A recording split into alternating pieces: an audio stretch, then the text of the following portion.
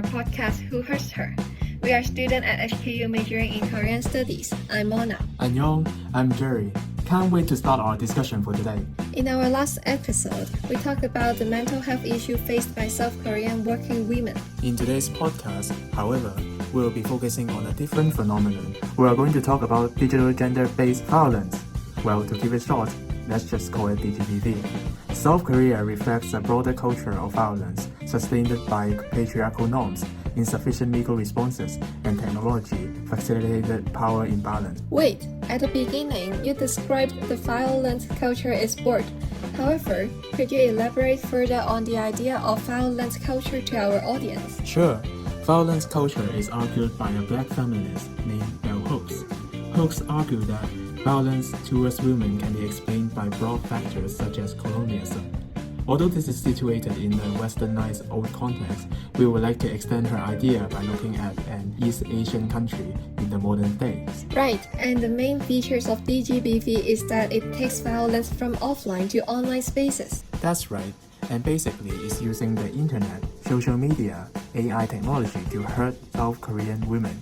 It could be harassment, doxing, or even spreading intimate photos without consent, and these harms are not temporary. Once it is on the internet, it's typically going to be there forever. Oh, this is why we are studying DGBV? Yes, because nowadays we live in the internet world, we build social and work relations online. When violence attacks this social sphere, it becomes a big social issue. DGBV is the gender inequality in relationships and social hierarchies around, multiplied by technology. You know, one keyboard warrior can hurt thousands of people. Wow, after hearing what you have mentioned, I can't imagine if DGBV is happening in a country where internet access is almost accessible by everyone. South Korea is exactly like that. By the end of 2025, they already have 50.6 million internet users, an amazing reach of 97.7% of the total population. In terms of South Korea's patriarchal structure, women's bodily autonomy remains suspended between family honor and public surveillance. They are expected to follow these rules on a macro level. South Korea even aggregated DGBV from the internet to the state level, like the Room case, deepfake crime. Hey Jerry, you stole my line. Okay, sorry. But before we get started on DGBV, I also want to stress that GBV is actually very prevalent in South Korea. In 2025, 1 out of 5 Korean women had experienced violence in an intimate relationship. The types of violence include physical, sexual, emotional, economic, abuse, or controlling behavior. Alright, thank you Jerry. You shared lots of important information. Let's get started to see who hurts the women in South Korea. Have you heard of the news of the Room? This was really astonishing by its organized move. Yes, for sure, I know about it. It was a series of criminal Telegram chat rooms in South Korea during 2018 and 2020. These rooms were used to distribute sexually exploitative videos and photos obtained through the blackmail and sextortion of women and minors, a really large and adverse digital gender-based violence. You're right, but have you thought of this? Why is this happening in such a massive way, particularly in South Korea? Hey, you aroused my curiosity. Let's delve into it. Hey, I did find something. Me too. Let's share our findings to see if we can reach a conclusion. I guess it would be interesting to reveal why DGBV is relatively serious in South Korea. So I started by looking at the surface. South Korea is technologically advanced as we just mentioned. But under the surface, there's a deeply patriarchal culture that never went away. Can you give me an example? Think of the mocap case in South Korea, which are cases of illegal spy camps. According to the interview I've watched on YouTube from Park Sang-yeon, spy camps are everywhere, illegally capturing women's movements without their acknowledgement and consent. But these issues are not cases for individuals, but a systematic social phenomenon. Yes, in particular, I found a scholar mentioning that adolescents are less sensitive to DGBV, and they perceive DGBV as single individual cases only. Exactly, that's horrifying. So it is not just about individual bad actors, it is systematic. Let me bring in someone who studied this. Hello, Professor Lee. Thank you for joining us. we are currently working on the patriarchal society in South Korea. Can you explain how deep the patriarchal attitude runs in South Korea society? Hi, thank you for having me. South Korea has achieved remarkable economic growth and technological advancement in just a few decades, but social attitudes have not kept pace. Traditional values like Confucianism have been embodied in the South Korea women's cognition. Under Confucian's three obediences, Korean women were legally and socially subordinate. Despite constitutional equality, few held office, earned far less than men, and faced patriarchal family law, which emphasizes male authority and female submission, which remain deeply embedded in everyday life.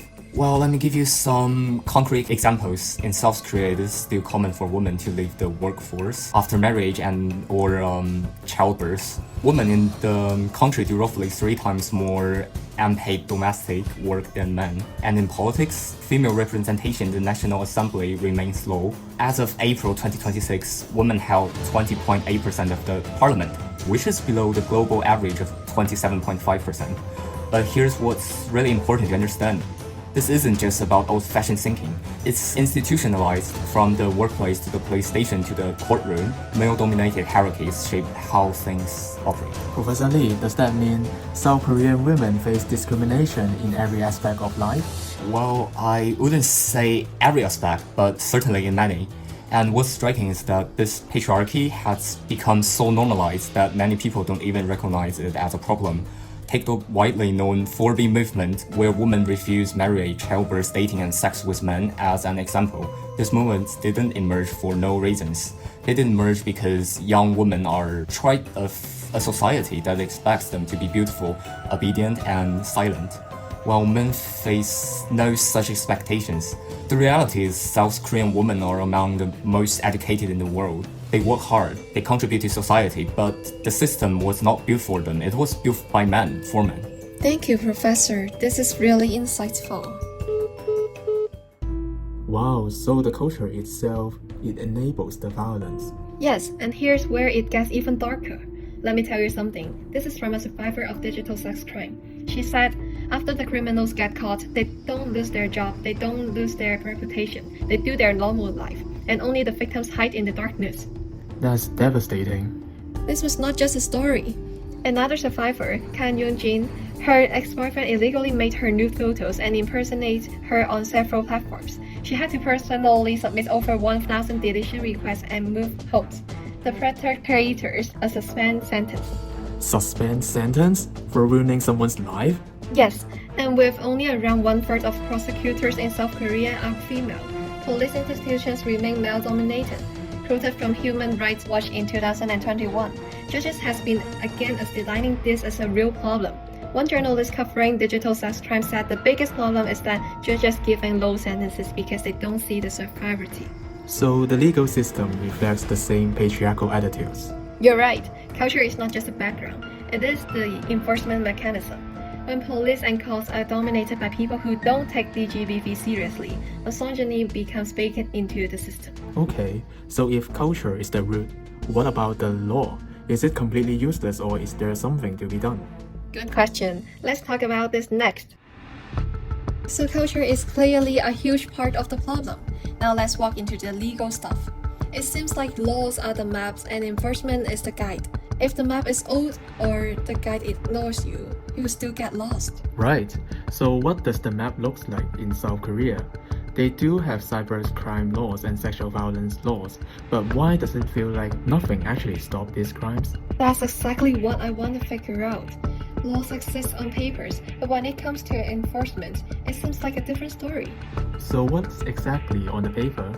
After the Nth Room case, South Korea updated the Sexual Violence Punishment Act in April 2020. Under Article 14 of this revision, possessing or watching illegal filmed materials become punishable up to 3 years in prison or fine up to 30 million won. Okay, that sounds like progress. And in 2024, South Korea went further by criminalizing the possession and filming of deepfake porn in particular. But here's the problem, and let me bring in someone who deals with this every day. Hello, Miss So. Thank you so much for joining us. could you please help us understand how effective these laws really are and when it comes to protecting victims in South Korea? Thanks for having me. In practice as a lawyer, I've witnessed victims still face barriers. The Digital Sex Crime Victim Support Center handled about 250,000 deletion requests in 2023 alone. That is, victims are submitting requests over and over again. That's an insane number. And deletion is not permanent. No matter how many times we delete them, they appear again and again. They are like roaches. So even after deletion, the images just keep coming back. Exactly. And arrests are rare. There were 964 deepfake-related sex crime cases reported to Seoul police from January to October in 2024, but only 23 arrests were made. Wow, I did the math. That's only 2.4%. I remember a specific case. A middle school teacher found out her student created sexually explicit deepfake images using her photos. Yeah, I know that case. The student admitted to it, but the punishment was hard to believe. The student was ordered to move to another school with just only 10 minutes walk away. It is unbelievable that a student committed this misdeed. Just 10 minutes away? That's not justice. That's just moving the problem to the next door. The enforcement of law is still weak. Well, fortunately, the Korean government has launched an AI detection system that ultimately deletes sexual exploitation materials, and those materials targeting children and adolescents would be blocked without any reports. This is real progress, but still, legal reform alone won't fix DGBV if the people enforcing the law don't take it seriously. So the law reflects the similar culture we talked about earlier. Yes. By the way, thank you, Ms. So. Thank you for raising awareness about this. Okay, so let me get this straight. We have laws and we even have new laws, but the arrest rate is only about 2%. And as AI technology develops rapidly, I guess it will be even harder for laws to keep up. Yeah, and that's why we are calling it a broader culture of violence. The law should protect victims, but eventually it failed to function effectively. In this case, legal frameworks is necessary, but it's not sufficient at all, as the legal law is reactive rather than preventive. It cannot stop the crime from happening in the first place. That's heavy. But if the law cannot keep up with AI, then who's actually responsible for stopping this? That's exactly what we need to explore now. As technology isn't just making the problem worse, it might also be part of the solution. We had a fruitful discussion with Ms. So earlier. Now that I think about it, if DGBV is a vehicle, the cultural norms and legal framework will be the fuel. Since people can exercise DGBV on the internet, may I describe the technological platforms as a wheel? That is a good way to put it, Mona.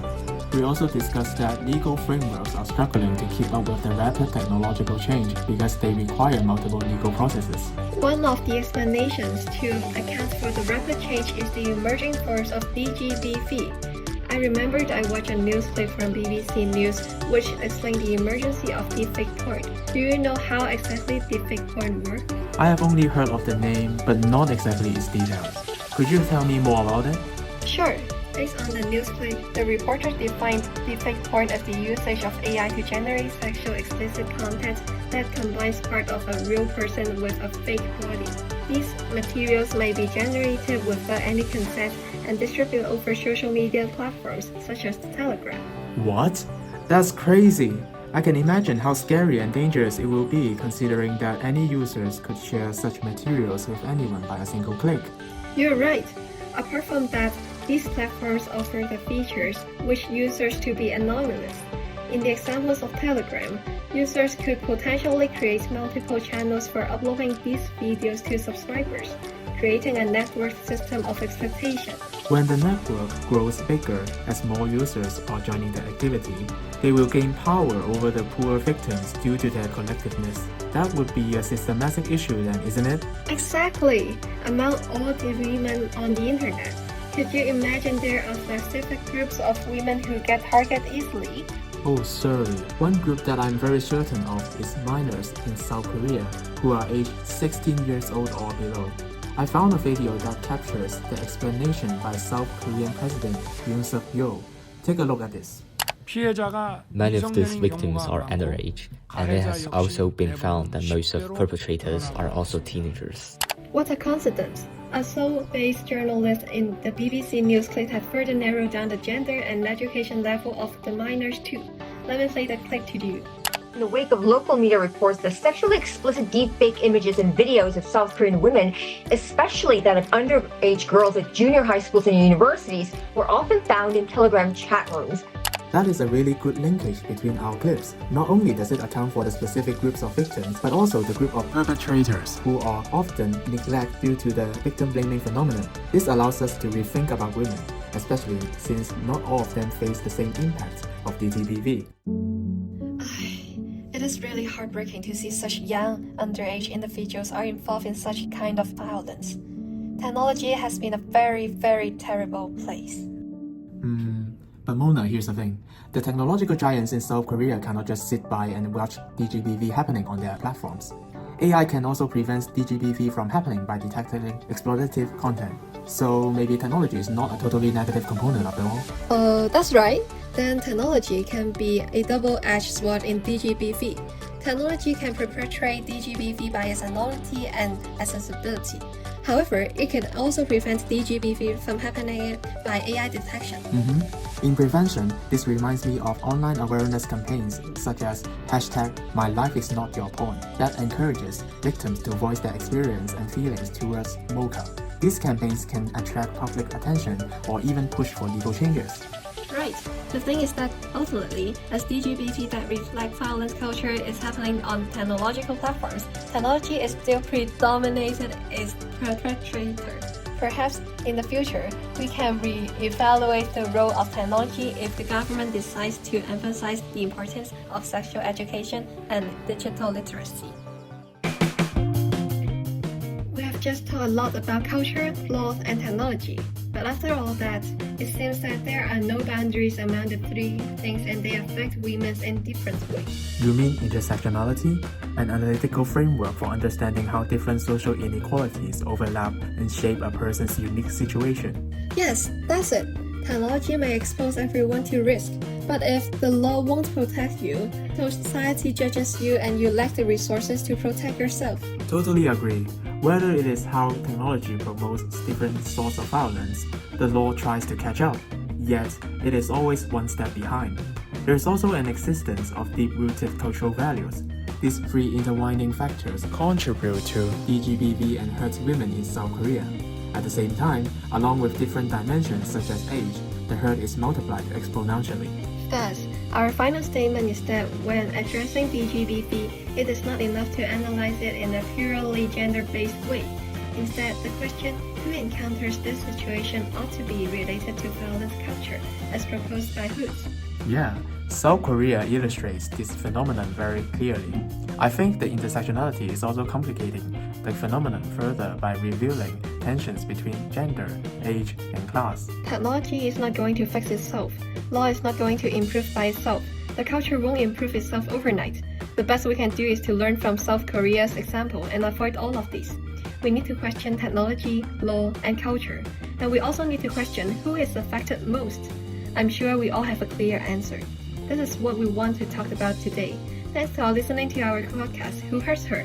감사합니다. Thanks for listening. 감사합니다. Please subscribe to our YouTube channel. We will announce the next topic on our channel very soon. See you next week.